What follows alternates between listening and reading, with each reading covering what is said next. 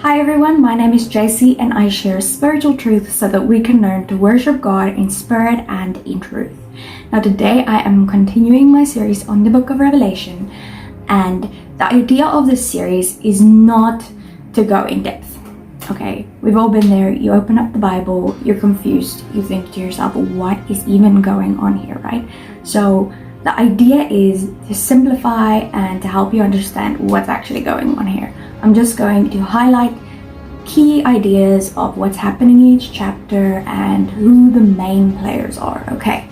So let's actually get started. I already highlighted in part 1 of this series that John is the official author of this book, but as we saw last time, Jesus is actually the real author. John is just writing down what Jesus is telling him to write down. But John is on this island of Patmos and he's writing down the things that are and the things that are to come. So we can know for sure that this is future events for John from his perspective, okay? John writes that he is our brother in this tribulation and that, we're all in this together. But another interesting thing to note is that in the Gospels, Peter goes to Jesus and he asks about his own death. But he also asks whether or not John will die. And Jesus has a very interesting reply. Jesus is not saying John won't see the end, but he's also not saying that John won't die. And John was the last of the apostles to still be alive, so people really started to wonder, is John actually not going to die? Because we have at least one historical account of where people tried to kill John and they couldn't do it. So people really thought that John was not going to die. It was probably a very big shock for them when he actually did, but he did see the end. Another interesting thing about John is that he was the only apostle who actually was at the cross while Jesus was dying. All the other apostles were scared and went to run and hide. And so they were scared to die for Christ. But they all ended up dying martyrs' deaths. And the only one of the apostles that we don't have that many accounts of, him dying a martyr's death, and we know that he lived to an old age, is John. And we're actually pretty sure that he actually died a peaceful death, which he was the only one willing to die a martyr's death, but he was probably the only one that didn't.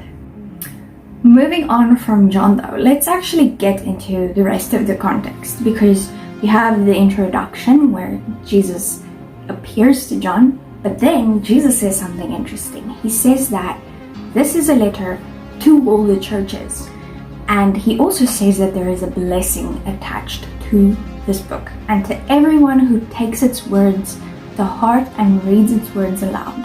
Back in the day, the Bible used to be read aloud, so this is just reading the book of Revelation as a communal book. You will be blessed if you actually take its words up seriously. There are also 3 main parts to this book.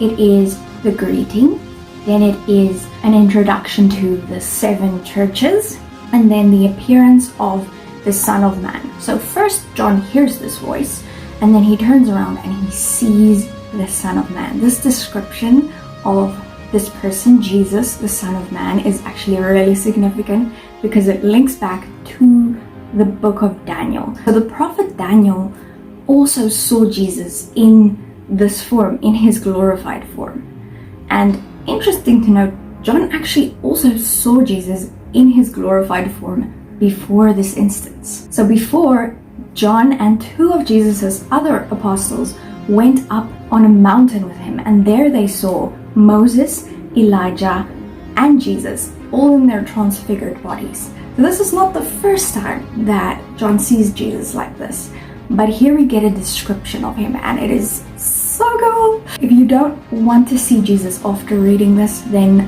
I don't know. But pretty much we're told he has eyes of fire, his hair is white as wool, and his face is shining like the sun. His whole body is pretty much glowing. We're told that even his feet are like bronze that's been put into a furnace, and it is shining. So So if you haven't seen a picture of that before, it looks like this, okay? It is just right, okay? People will use this to say Jesus was this race or that race. No, that's the whole point, is that, yeah, on earth he was a Jewish man, but he came to save everyone, regardless of if you're white or black or Asian or Hispanic or whoever you are. Jesus is for all of us. And this description just says he shines like the sun. It doesn't tell us which race he is. Hair white as wool, it's describing the color, not the texture, but if you want to take it up as the texture, then you do that, okay? But I'm just telling you what the Bible actually says. Some other interesting things to note is that it's written to the 7 churches, but Jesus also in the introduction says that it's written to the whole church. So through this we can tell that the 7 churches in chapter 2 or 3 that we're gonna get to, each of them will get their own little section, but these 7 churches actually represent the church as a whole. And if you're interested in that, stick around because there's so much to unpack there, but it's exciting, it's not overwhelming, trust me. Once you get into it, you can't unsee how amazing our God is. The next really amazing thing to note is that Jesus refers to himself as the Alpha and the Omega. Now these are the first and the last letters of the Greek alphabet, but it's for us to say our ABCs or our A to Z. So literally Jesus is saying he is not just the beginning and the end, he's everything in between as well. If you translate this from the Greek into the Hebrew alphabet, the first letter is the Aleph and the last is the Tav. Now if you put these 2 letters together, you get the Aleph Tav, and that is actually kind of a word in Hebrew, but it's also a word that's kind of just added in. If there's any Hebrew speakers, feel free to add to this or to correct me, but in the first verse in the Bible we get this, the Aleph Tav, and it is a word on its own that's inserted there. So when we hear that in the beginning was the Word, and the Word was with God, and the Word was God, this word is there at the beginning.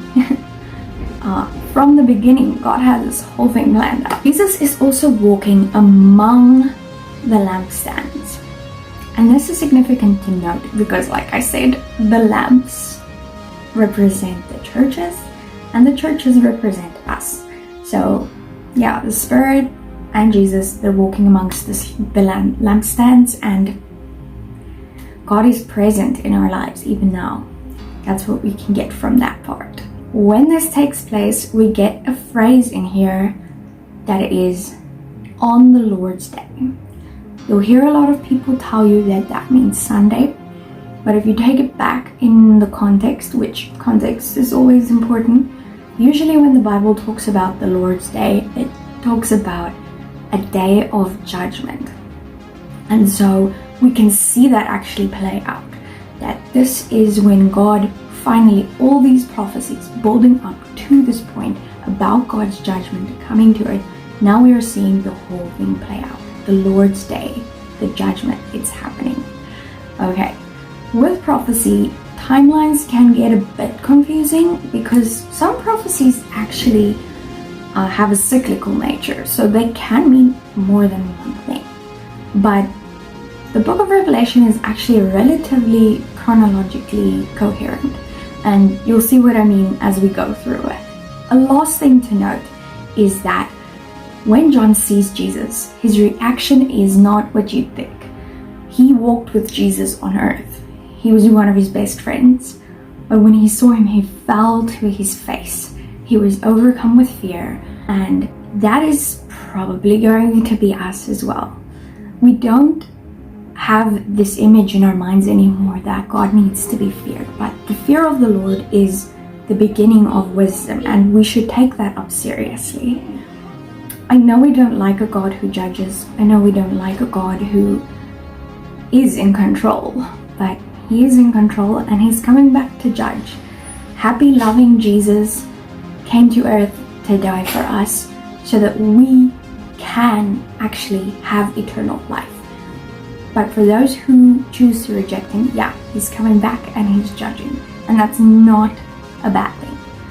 He is the righteous judge, and when he comes to judge, all who are good and righteous, made righteous through him, will be saved, and the evil and the wicked will be punished. If you're not too offended by me by now, then yeah, definitely come back for more, because next time we'll be diving into chapter 2.